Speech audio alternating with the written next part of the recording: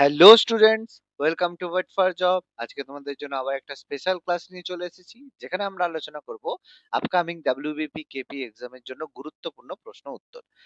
আমাদের চ্যানেল থেকে তোমরা প্রতিদিন ফ্রি ক্লাসেস পেয়ে থাকো, এবং এই প্রশ্নগুলো কিন্তু আপকামিং সমস্ত এক্সামের জন্য ভীষণ গুরুত্বপূর্ণ। তাহলে একদম ভিডিওটা লাস্ট পর্যন্ত দেখো। ভিডিওটা ভালো লাগলে অবশ্যই একটা লাইক দিও। আমাদের চ্যানেলে নতুন হলে আমাদের চ্যানেল সাবস্ক্রাইব করতে কিন্তু ভুলো না। তো চলো শুরু করা যাক। প্রথম প্রশ্ন কি বলেছে? বলেছে ভারতের লৌহ মানব বা আয়রন ম্যান অফ ইন্ডিয়া কাকে বলা হয়? চারটে অপশন রয়েছে: বাল গঙ্গাধর তিলক, সর্দার বল্লভভাই প্যাটেল, অথবা ভগৎ সিং, না জওহরলাল নেহেরু। দেখো, এটা আমি অলরেডি অন্য ক্লাসে আলোচনা করেছি। এটা সম্পর্কে আমি বলেছি যে ভারতের আয়রন ম্যান বা লৌহ মানব বলা হয়ে থাকে অপশন বি, সর্দার বল্লভভাই প্যাটেলকে। তো দেখো, সর্দার বল্লভভাই প্যাটেলকে কেন আয়রন ম্যান অফ ইন্ডিয়া বলা হয় সেটা তোমরা হয়তো জানো। কারণ ভারত যখন স্বাধীন হয়, তখন এরকম অনেকগুলো দেশীয় রাজ্য ছিল, 552টা দেশীয় রাজ্য ছিল, যেই রাজ্যগুলোকে ইউনিফিকেশন করে আমাদের ভারতের রাজ্যের সাথে বা ভারতের সাথে যুক্ত করার জন্য সর্দার বল্লভভাই প্যাটেল গুরুত্বপূর্ণ অবদান রেখেছিলেন। সেই কারণে তাকে ভারতের আয়রন ম্যান অফ ইন্ডিয়া বলা হয়। তিনি স্বাধীন ভারতের প্রথম স্বরাষ্ট্রমন্ত্রী বা হোম মিনিস্টার ছিলেন। যদিও তাকে ভারতের প্রথম প্রধানমন্ত্রী করা নিয়ে একটা কথা উঠেছিল, এবং সেখানে ইন্ডিয়ান ন্যাশনাল কংগ্রেসের ওয়ার্কিং কমিটি প্রত্যেকেই তার পরেই ভোট দিয়েছিল।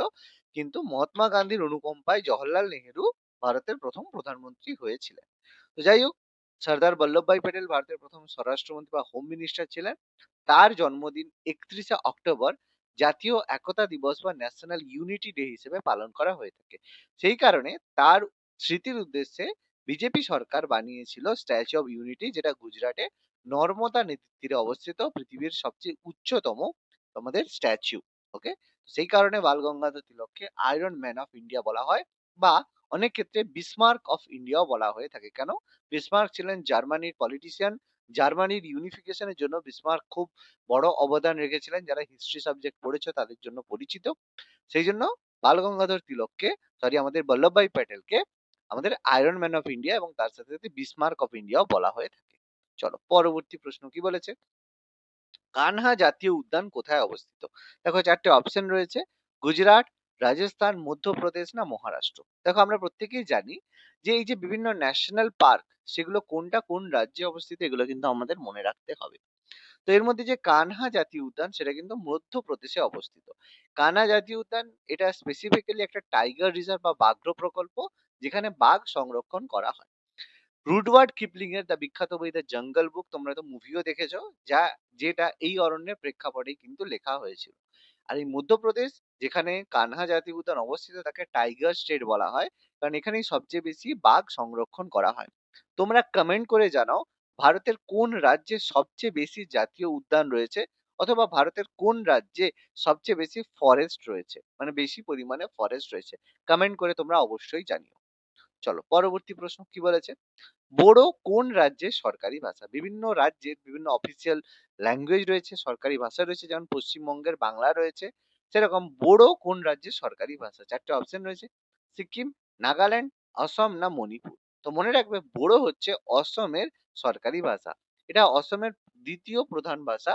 2003 সালে 92তম সংবিধান সংশোধনের মাধ্যমে এটিকে 8 শিডিউলে অ্যাড করা হয়েছে। তো তোমরা হয়তো জানো, অনেকগুলো এরকম সরকারি ভাষা রয়েছে, মূল সংবিধানে ছিল, তারপরে পরবর্তীকালে এরকম অনেক ল্যাঙ্গুয়েজকে অ্যাড করা হয়েছে। তো বর্তমানে ভারতীয় সংবিধানে 22টি ভাষা স্বীকৃত রয়েছে, যার মধ্যে পশ্চিমবঙ্গের সাঁওতালি ভাষা, পাশাপাশি ঝাড়খণ্ড এবং অসমেও রয়েছে। তো সাঁওতালি ভাষাও কিন্তু বর্তমানে আমাদের সংবিধানের মধ্যে স্বীকৃত ভাষা রয়েছে।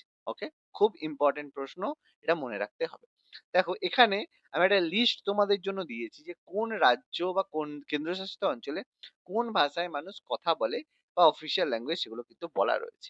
যেমন বাংলা অফিসিয়াল ল্যাঙ্গুয়েজ পশ্চিমবঙ্গ ত্রিপুরার, তেলেগু হচ্ছে অন্ধ্রপ্রদেশ তেলেঙ্গানার, মালায়ালাম হচ্ছে কেরালা আর লক্ষদ্বীপের, ইংরেজি হচ্ছে নাগাল্যান্ড, মিজোরাম, মেঘালয় এবং অরুণাচল প্রদেশের, আর হিন্দি হচ্ছে উত্তরপ্রদেশ, বিহার, মধ্যপ্রদেশ, রাজস্থান, হরিয়ানা, হিমাচল প্রদেশ, উত্তরাখণ্ড, ছত্তিশগড়, ঝাড়খণ্ড এবং দিল্লি। অফিসিয়াল ল্যাঙ্গুয়েজ কিন্তু হিন্দি। তো এই লিস্টটা কিন্তু মনে রাখতে হবে, যেগুলো এক্সামে কিন্তু প্রশ্ন এসে থাকে। ওকে। পরবর্তী প্রশ্ন, মহাত্মা গান্ধীর সমাধিস্থলের নাম কি? বিখ্যাত এইসব ব্যক্তিরা রয়েছে মহাত্মা গান্ধী, তারপর আমাদের হচ্ছে জওহরলাল নেহেরু, ইন্দিরা গান্ধী। এদের প্রত্যেকের সমাধিস্থল কিন্তু রয়েছে যার নাম কিন্তু আমাদের মনে রাখতে হয়। তো মহাত্মা গান্ধীর সমাধিস্থলের নাম কি? 4 টে অপশন রয়েছে। রাজঘাট, শান্তিবন, বিজয়ঘাট না শক্তিস্থল। দেখো, আমি একটা লিস্ট তোমাদের দিয়েছি যে মহাত্মা গান্ধীর সমাধিস্থলকে রাজঘাট বলা হয়ে থাকে। সেরকম জওহরলাল নেহেরুর যে সমাধিস্থল সেটা শান্তিবন নামে পরিচিত।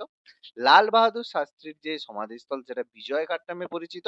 ইন্দিরা গান্ধীর সমাধিস্থল শক্তিস্থল নামে পরিচিত। যে বাকি 3টে অপশন ছিল সেগুলো এখানে রয়েছে। এছাড়া রাজীব গান্ধীর সমাধিস্থল বীরভূমি নামে পরিচিত। বি আর আম্বেদকরের সমাধিস্থল চৈত্রভূমি নামে পরিচিত। আর অটল বিহারী বাজপেয়ী স্যারের সমাধিস্থল রাষ্ট্রীয় স্মৃতিস্থল নামে পরিচিত। এগুলো কিন্তু মনে রাখতে হবে, এক্সামে কিন্তু এখান থেকে প্রশ্ন এসে থাকে। তো এটা আমাদের ঠিকঠাক কিন্তু করতে হবে। ওকে, চলো পরবর্তী প্রশ্ন কি বলেছে। ভারতের প্রথম সম্পূর্ণ নির্বাক চলচ্চিত্র কোনটি? ভারতে বিভিন্ন সময় বিভিন্ন চলচ্চিত্র নির্মাণ হয়েছে, তার মধ্যে প্রথম সম্পূর্ণ নির্বাক চলচ্চিত্র কোনটা? 4টে অপশন রয়েছে। আলম আরা, রাজা হরিশ্চন্দ্র, কিষান কন্যা না পুন্ডলিক। তো দেখো, ভারতের প্রথম যদি নির্বাক চলচ্চিত্র আমরা বলি সেটা কিন্তু অবশ্যই রাজা হরিশ্চন্দ্র। তোমরা রাজা হরিশ্চন্দ্রের গল্প হয়তো শুনেছো, আবার অনেকে হয়তো শোনোনি। তো যারা এই ভিডিওটা দেখছো আমি প্রত্যেককে রিকোয়েস্ট করব, সে তিনি হিন্দু বা মুসলিম বা খ্রিস্টান যে কোনো কমিউনিটি থেকে হন না কেন, যদি পারেন ইউটিউবে কখনো রাজা হরিশ্চন্দ্রের স্টোরিটা মুভিটা দেখার দরকার নেই, কারণ এত 3 ঘন্টার সিনেমা দেখতে হবে না।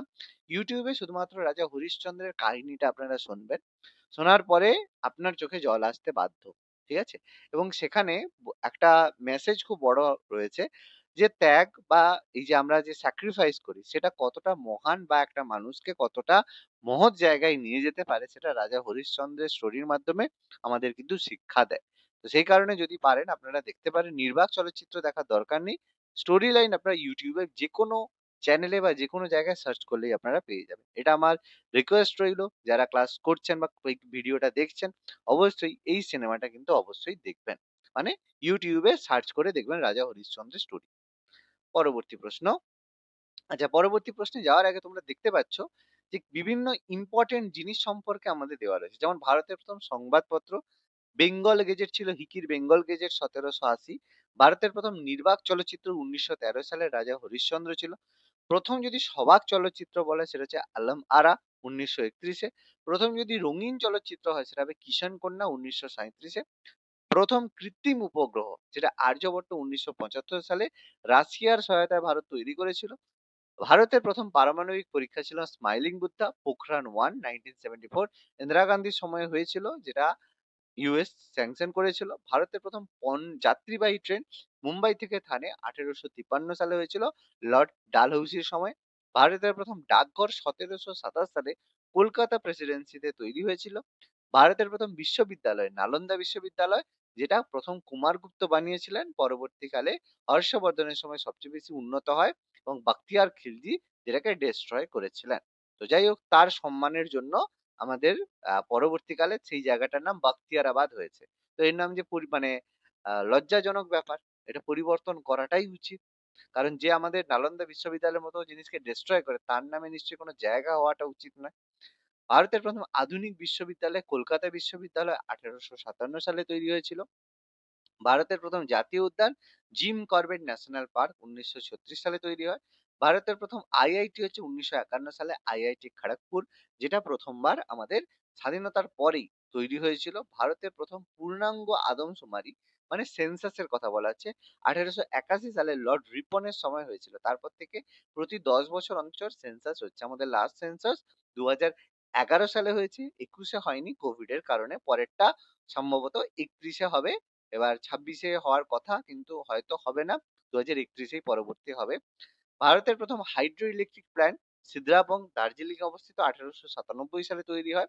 ভারতের প্রথম মেট্রো রেল কলকাতা মেট্রো 1984 সালে তৈরি হয় ইন্দিরা গান্ধীর সময়, যেটা ইন্দিরা গান্ধীর জীবনের লাস্ট প্রজেক্ট ছিল। তারপরে ইন্দিরা গান্ধীকে অ্যাসাসিনেটেড করা হয়েছিল। ভারতের প্রথম সৌর শহর সোলার এনার্জি আনন্দপুর সাহেব পাঞ্জাবে অবস্থিত। এগুলো কিন্তু মনে রাখতে হবে, এক্সামে আসার জন্য ভীষণ ভীষণ গুরুত্বপূর্ণ কিন্তু জিনিস। চলো পরবর্তী প্রশ্নে যাওয়া যাক, কি বলেছে। কাকে ভারতীয় চলচ্চিত্রের জনক বা ফাদার অফ ইন্ডিয়ান সিনেমা বলা হয়? 4টে অপশন রয়েছে, সত্যজিৎ রয়, দাদা সাহেব ফালকে, রাজ কাপুর না হীরালাল সেন। দেখো হয়তো প্রত্যেকেই জানো যে দাদা সাহেব ফালকেকে ভারতীয় চলচ্চিত্রের জনক বলা হয় এই জন্য তার নামে দাদা সাহেব ফালকে অ্যাওয়ার্ড দেওয়া হয়ে থাকে। তো বিভিন্ন মুভি, সিনেমা, লেজেন্ডারি সিনেমা যার পরিচালকের নাম আমাদের কিন্তু মনে রাখতে হবে। এটা নয় যে রিসেন্ট যে সিনেমাগুলো বেরিয়েছে এই পাগলু 2, ঠিক আছে? চ্যালেঞ্জ, এইসব সিনেমার কিন্তু পরিচালকের নাম কোনোদিন পরীক্ষায় আসবে না। ওকে? তো আমাদের পড়তে হবে কোন সিনেমাগুলো, যেগুলো লেজেন্ডারি কিছু সিনেমা রয়েছে, যেগুলো এক কথায় অসাধারণ সিনেমা, সেই চলচ্চিত্রের পরিচালকের নাম পড়তে হবে। ওকে? যেমন কাবুলিওয়ালা চলচ্চিত্র বানিয়েছিলেন Tapan Sinha, the great director. Saptapadi, Ajay কর, বিখ্যাত সিনেমা উত্তম কুমারের, হয়তো দেখেছো। সত্যজিৎ রায়ের কিছু বিখ্যাত বইয়ের নাম সিনেমার নাম পড়তে, যেমন গুপি গাইন, বাঘা বাইন, হীরক রাজার দেশে, পথের পাঁচালী, জলসাঘর, এগুলো কিন্তু পরীক্ষায় আসে সত্যজিৎ রায়। এছাড়া মৃণাল সেনের বিখ্যাত বই ও সিনেমা তিনি বানিয়েছিলেন ভুবন সোম। এছাড়া 22শে শ্রাবণ, তোমরা হয়তো দেখেছো কিনা জানি না, 22শে শ্রাবণ সিনেমাটা যদি পারো একবার দেখতে পারো। দেবশ্রী রায় যে সিনেমাটা করেছেন, যার ডবল রোল রয়েছে, অসাধারণ সিনেমা, দেখতে পারো। দ্য লেজেন্ডারি ডিরেক্টর ঋত্বিক ঘটকের বিখ্যাত দুটো বই, অযান্ত্রিক এবং মেঘে ঢাকা তারা। এই সিনেমাগুলো এক কথায় লেজেন্ড। যদি কখনো সময় পাও ইউটিউবে তোমরা এগুলো ফ্রিতেই পেয়ে যাবে, পারলে দেখে নেবে। ডিরেকশন কাকে বলে একটা সিনেমার মধ্যে তোমরা বুঝতে পারবে। ওকে, চলো আজকের লাস্ট প্রশ্ন কি বলেছে? কাকে ভারতের মহাকাশ কর্মসূচির জনক বা father of Indian space programme বলা হয়ে থাকে? দেখো 4টে অপশন রয়েছে, হোমি জাহাঙ্গীর ভাবা, ডক্টর এপিজে আব্দুল কালাম, বিক্রম সারাভাই না সতীশ ধাওয়ান। দেখো প্রত্যেকেই হয়তো জানো ডক্টর বিক্রম সারাভাই, যাকে father of Indian space programme বলা হয়, কারণ তিনি ইসরোর ফাউন্ডেশন করেছিলেন, সেই জন্য তাকে ভারতের মহাকাশ কর্মসূচির জনক বলা হয়ে থাকে। খুবই গুরুত্বপূর্ণ, এগুলো কিন্তু এক্সামে এসে থাকে। এছাড়া কয়েকটা জিনিস আমাদের একটু মনে রাখতে হবে। ভারতে নবজাগরণের জনক বলা হয় রাজা রামমোহন রায়কে। ভারতের পরমাণু বিজ্ঞানের জনক হোমি জাহাঙ্গীর ভাবাকে। মহাকাশ গবেষণা বিক্রম সারাভাই পড়লাম। ভারতের সংবিধানের জনক ডক্টর বি আর আম্বেদকর স্যারকে। ভারতের শ্বেত বিপ্লবের জনক ভার্গিস কুরিয়ানকে। সবুজ বিপ্লবের জনক স্বামীনাথনকে। সিভিল সার্ভিসের জনক বলা হয় লর্ড কর্নওয়ালিসকে। ইতিহাসের জনক হেরোডেটাস, ভূগোলের ইরেট্রোথিস, অর্থনীতির অ্যাডাম স্মিথ, কম্পিউটারের চার্লস ব্যাবেজ, জীবন বিজ্ঞানের অ্যারিস্টটল, আধুনিক রসায়নের ল্যাভোয়েসিয়া, টেলিফোনের জনক অবশ্যই আলেকজান্ডার গ্রাহাম বেল। এগুলো কিন্তু আমাদের মনে রাখতে হবে, এক্সামের জন্য ভীষণ ভীষণ ইম্পর্টেন্ট জিনিস। তাহলে আজকের ক্লাসটা কেমন লাগলো তোমরা অবশ্যই কমেন্ট করে জানিও, এবং এই ধরনের যদি আরো ক্লাস পেতে চাও তাহলে অবশ্যই আমাদের চ্যানেল ওয়েট ফর জবকে ফলো করতে ভুলো না। ধন্যবাদ।